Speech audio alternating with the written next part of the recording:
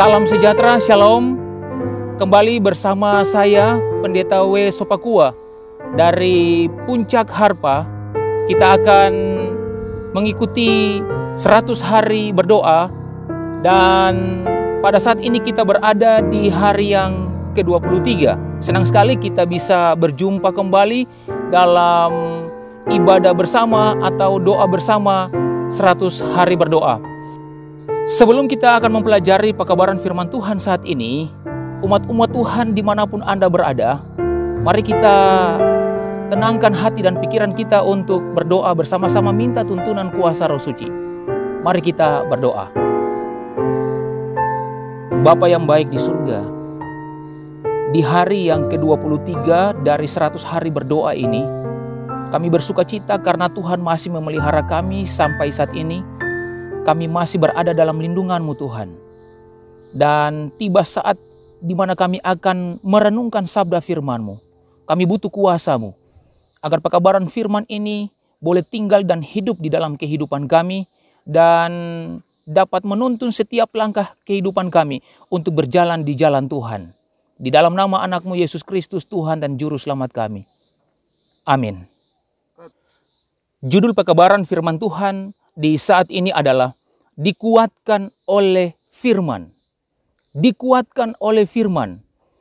Nah, Bapak Ibu, saudara-saudara yang Tuhan Yesus kasihi dimanapun Anda berada, pertama-tama terima kasih karena saya percaya bahwa saat ini kita semua ada berkumpul bersama-sama. Ada papa, mama, ada anak-anak, ada orang tua di sana, dan mari kita menikmati berkat Tuhan saat ini lewat pekabaran firman Tuhan. Dikuatkan oleh firman. Dari judul ini saja kita bisa dapati bahwa dalam hidup ini kita perlu sesuatu untuk memberikan tenaga bagi tubuh ini. Dalam setiap aktivitas kita hari demi hari, kalau kita tidak mengisi tubuh ini dengan makanan badani, makan, minum, istirahat yang cukup, maka tentunya kita tidak kuat. Kita akan lemah dan tidak berdaya, dan kita tidak bisa beraktivitas. Dan dalam kehidupan kerohanian kita pun sama. Agar supaya rohani kita kuat, iman kita kuat, maka kita membutuhkan makanan. Dan makanan itu adalah firman Tuhan. Dikuatkan oleh firman. Menurut Anda, bagaimana cara Allah menumbuhkan dan menguji iman saudara dan saya?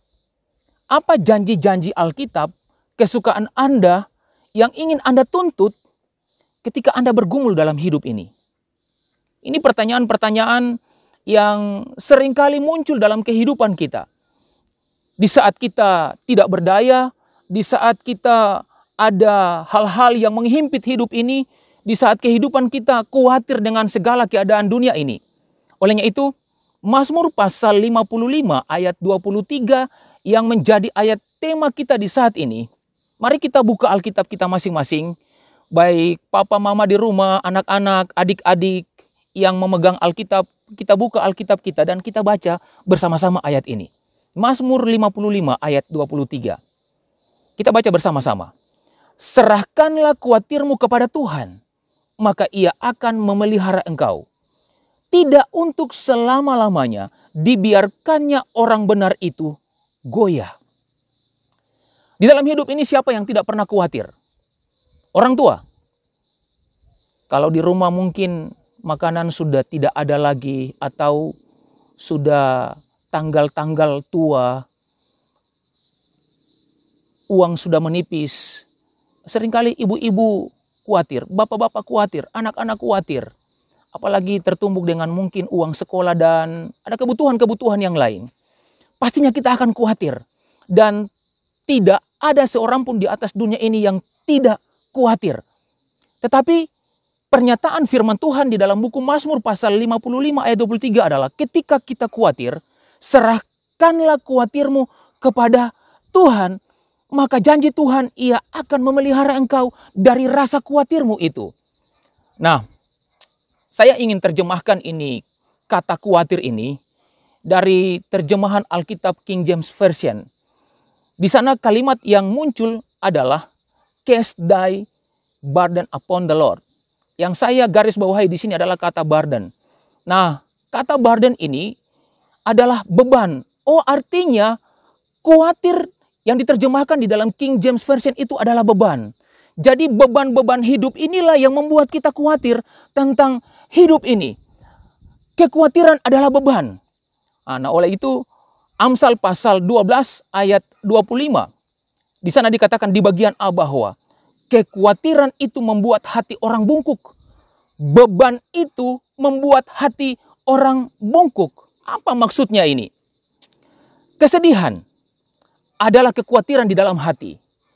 Kesedihan merupakan beban kecemasan, ketakutan, dan duka cita pada manusia yang menekannya dan membuatnya tidak mampu mengerahkan tenaga untuk melakukan apa yang harus dilakukannya dan mengumpulkan kekuatan untuk dapat menanggung apa yang harus kita hadapi. Bapak, Ibu, saudara-saudara yang diberkati Tuhan, kekhawatiran, beban hidup, kesedihan hidup, ingat, kita harus menyerahkannya kepada Allah di dalam iman kita dan di dalam doa kita. Makanya di dalam ayat tadi mengatakan bahwa serahkanlah khawatirmu, serahkanlah bebanmu, serahkanlah kesedihanmu kepada Tuhan. Menyerahkan setiap jalan-jalan kehidupan kita dan pekerjaan-pekerjaan kita kepadanya. Biarlah Dia yang melakukan apa yang tampak baik baginya, maka kita pun akan terasa puas. Menyerahkan beban kita kepada Allah berarti tetap tinggal di dalam pemeliharaan dan janji-janjinya. Terima kasih untuk janji-janji Tuhan menguatkan kita bahwa ketika kita punya beban dalam hidup ini, kita punya kesedihan dalam hidup ini, luka di dalam hidup ini, pekabaran saat ini memberikan penekanan bagi kita semua. Mari kita serahkan itu sepenuhnya kepada Tuhan, bahwa Dia akan menopang saudara dan saya. Dia akan mendukung saudara dan saya, dan juga menyediakan segala sesuatu bagi saudara dan saya. Dia sendiri akan menggendong kita dalam lengan kuasanya, seperti seorang ibu yang menggendong bayinya yang sedang menyusuinya. Itulah Allah kita. Dengan rohnya kita dipadukan dengan kemampuan kita akan mengalahkan kelemahan-kelemahan kita, kekhawatiran kita, beban kita, kesedihan hidup kita. Dia tidak akan pernah membiarkan orang benar itu goyah, digoncangkan oleh permasalahan apapun sehingga mereka meninggalkan kewajiban mereka terhadap Allah ataupun kehilangan penghiburan mereka di dalam Dia. Saudara-saudara yang diberkati Tuhan, bagaimanapun juga Tuhan Allah kita tidak akan membiarkan seorang pun goyah untuk selama-lamanya. Meskipun mereka jatuh, tidak akan sampai terhempas. Saya tertarik dengan kata goyah ini. Kata goyah ini diterjemahkan terpleset, tergelincir, terguncang, berpindah tempat, dan bahkan jatuh. Mungkin kita punya pengalaman seperti makna-makna kata goyah ini. Tetapi ingat, Tuhan tidak akan membiarkan saudara sampai saudara terhempas. Oleh sebab itu, mari kita tuntut janji Tuhan di dalam buku Mazmur pasal 55 ayat 23 ini. Bahwa di dalam kekhawatiran kita, di dalam rasa takut kita, di dalam beban-beban hidup kita, serahkan itu semua kepada Tuhan. Dan Tuhan tidak akan membiarkan kita diombang-ambingkan dengan kehidupan yang demikian. Nah, saudara-saudara yang diberkati Tuhan, di saat ini, lewat pekabaran firman Tuhan, kita dikuatkan, kita disegarkan, kita dibangunkan dari segala kehidupan kita yang membuat kita tidak berdaya.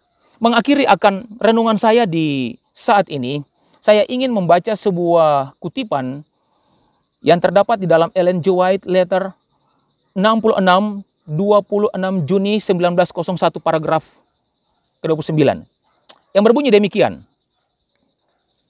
Rekan-rekan sekerja saya, jangan biarkan keberanian Anda menjadi lemah. Allah sedang menguji iman Anda. Orang Kristen selalu memiliki penolong yang kuat di dalam Tuhan. Ketika Anda berhenti sejenak dalam usaha yang sungguh-sungguh, ketika Anda tidak mendapat bantuan yang dibutuhkan, serahkan beban Anda saat itu kepada Tuhan. Percayalah dan yakinlah bahwa Dia setia pada apa yang telah Dia janjikan. Apa dan bagaimana cara Tuhan membantu?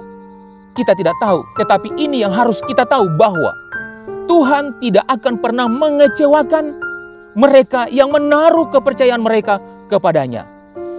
Ketika Dia telah sepenuhnya menguji pekerjaannya, Dia akan membuat mereka menjadi murni seperti emas murni yang diuji di dalam api. Biarlah pekabaran firman Tuhan di saat ini menolong kita semua, memberikan kekuatan bagi kita semua untuk dapat mengerti setiap rencana Allah di dalam kehidupan kita semua, baik saya maupun saudara-saudara umat Tuhan yang ada di mana saja. Tuhan memberkati kita adalah doa dan harapan saya. Saya bawa dalam nama Yesus. Amin. Mari kita tunduk kepala dan kita berdoa. Kita berdoa. Terima kasih Tuhan, iman kami dikuatkan lewat pekabaran firman-Mu. Ketika Tuhan izinkan ujian lewat beban-beban hidup yang kami alami, kami percaya Tuhan akan melepaskan kami. Tuhan akan mengangkat kami. Tuhan tidak membiarkan kami jatuh terhempas, tetapi Tuhan akan menggendong kami. Sebagaimana seorang ibu yang sementara menyusui anaknya, demikian pula Tuhan Allah kami yang sangat mengasihi dan mencintai kami. Terima kasih Tuhan untuk pekabaran-Mu saat ini. Hamba-Mu, bahkan umat-umat Tuhan yang ada di mana saja, merasa dikuatkan dan meyakinkan iman kami bahwa Allah yang kami sembah adalah Allah yang hidup, Allah yang selalu bersama-sama dengan kami dimanapun kami berada. Terima kasih Tuhan, di dalam nama anak-Mu Yesus Kristus, Tuhan dan Juru Selamat kami. Amin. Salam sejahtera, Shalom.